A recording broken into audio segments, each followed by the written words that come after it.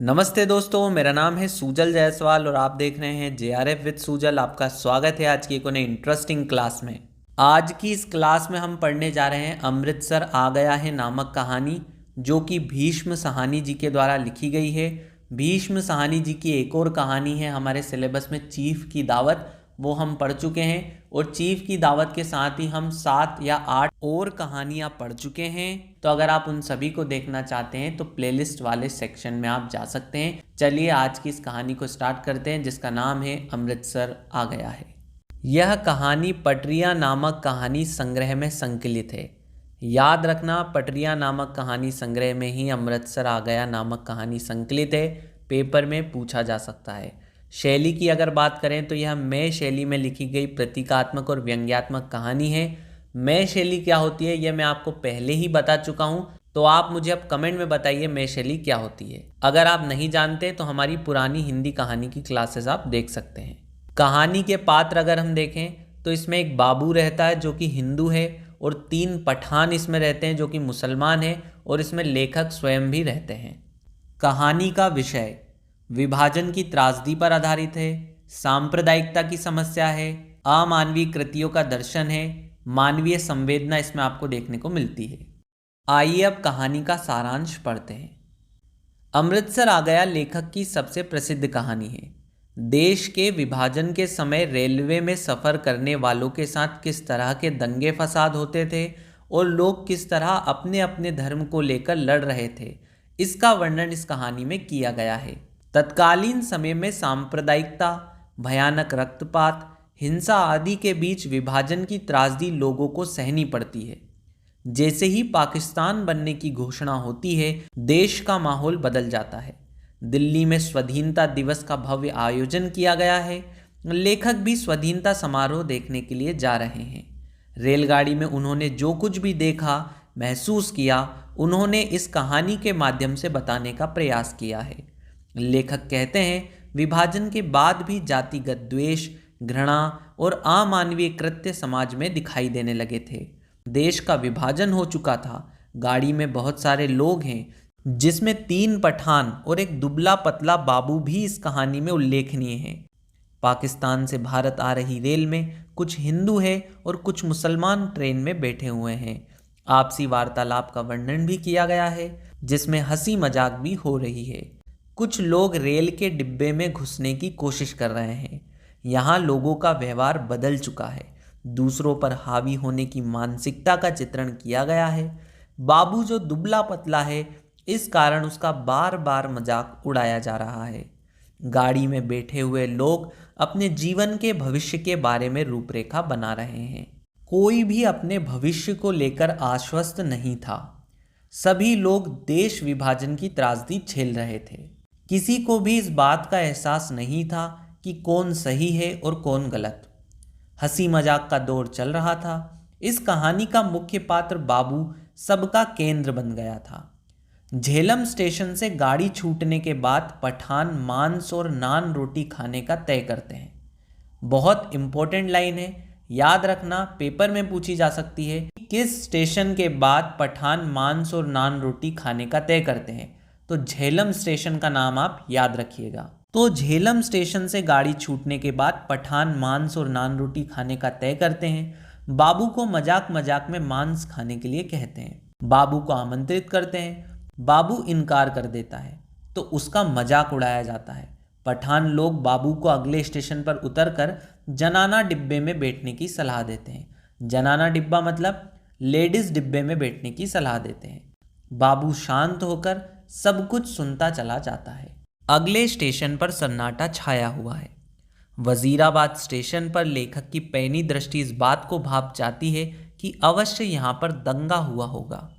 नए नए मुसाफिरों के चढ़ने के बाद हर बार विरोध प्रतिरोध बढ़ता जाता है। चढ़ने वाले चढ़ते जा रहे हैं। इसमें लेखक ने चढ़ने वाले लोगों का भी वर्णन किया है।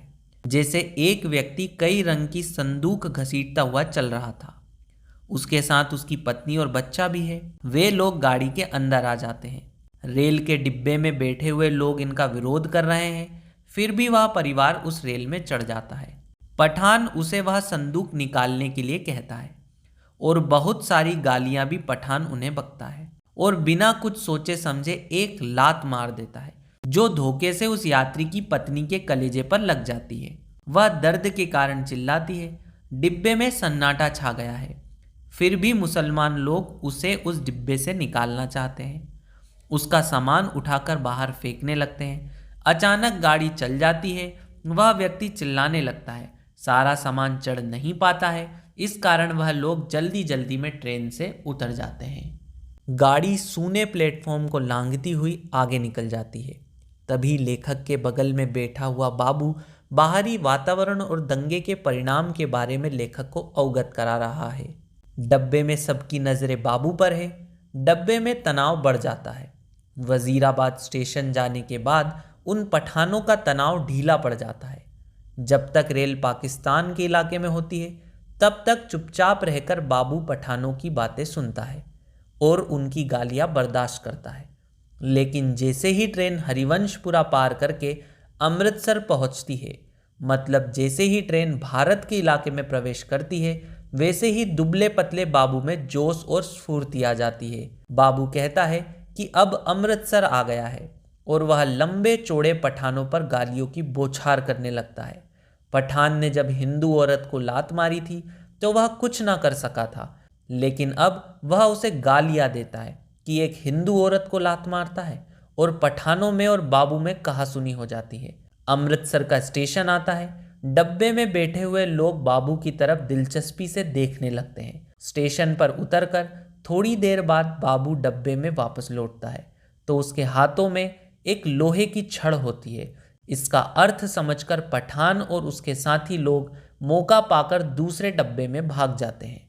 पठान अपनी सुरक्षा के लिए जिस डब्बे में मुसलमान ज़्यादा होते हैं वहीं जाकर बैठ जाते हैं। प्लेटफॉर्म पर चहल पहल ज़्यादा है। लेखक कहते हैं कि जो विभाजन पहले डब्बे के स्तर पर हो रहा था, अब वह गाड़ी के स्तर पर हो रहा है। ध्यान रखिएगा, ये लाइन पेपर में आ सकती है, पूछा जा सकता है किस कहानी की है, तो इस लाइन को थोड़ा सा ध्यान से पढ़िएगा। चलिए आगे बढ़ते हैं। गाड़ी धीमी गति से निकल रही है। तभी डब्बे के दरवाजे पर कोई याचना कर रहा है, खुदा के लिए दरवाज़ा खोल दो, मेरे साथ औरत जात है। लेकिन तभी बाबू ने अपनी चमकती छड़ से उसके सर पर वार कर दिया। सामने वाले व्यक्ति की आंखें फड़फड़ाने लगी। वह व्यक्ति मुसलमान था। बाबू ने पठानों की सजा एक मासूम को दे दी। किस गलती की सजा बाबू उसे देता है? उस व्यक्ति की पत्नी अभी पटरी पर दौड़ रही होती है, लेकिन जैसे ही बाबू उस व्यक्ति को मारता है तो वह कटे पेड़ की तरह गिर जाता है और उसकी पत्नी का भागना बंद हो जाता है। लेखक कहते हैं, मानो उस व्यक्ति का सफ़र एक साथ खत्म हो गया हो। बाबू पुनः अपना स्थान ग्रहण कर लेता है। सांप्रदायिकता का मुख्य कारण विवेक शून्यता है, जिसमें व्यक्ति जात और धर्म के व्यक्तिगत स्वार्थ में बंधकर अपने मार्ग से भटक जाता है। तत्कालीन समय में हर व्यक्ति के मन में हिंदू मुसलमान को लेकर विरोध की भावना जागृत हो गई थी। तत्कालीन समय में रेल में भी धर्म के नाम की शहादत दिखाई देती है। इसका चित्रण लेखक ने इस कहानी के माध्यम से किया है। यह कहानी बहुत इम्पोर्टेंट है। इस कहानी में जो जो चीज़ें याद रखनी है वो मैं आपको बताता हूँ। इस कहानी के सबसे पहले तो आप पात्र याद रख लेना, केवल बाबू और पठान ही हैं, बहुत इम्पोर्टेंट है, कई बार पेपर में पूछ लिया गया है। फिर आप याद रखना कि पटरिया नामक कहानी संग्रह में संकलित है। इसके बाद जो सबसे इम्पोर्टेंट चीज़ है, इसमें 3 स्टेशन के नाम बताए गए हैं, झेलम स्टेशन, वजीराबाद स्टेशन और हरिवंशपुरा स्टेशन। इन तीनों स्टेशंस के नाम याद रखना।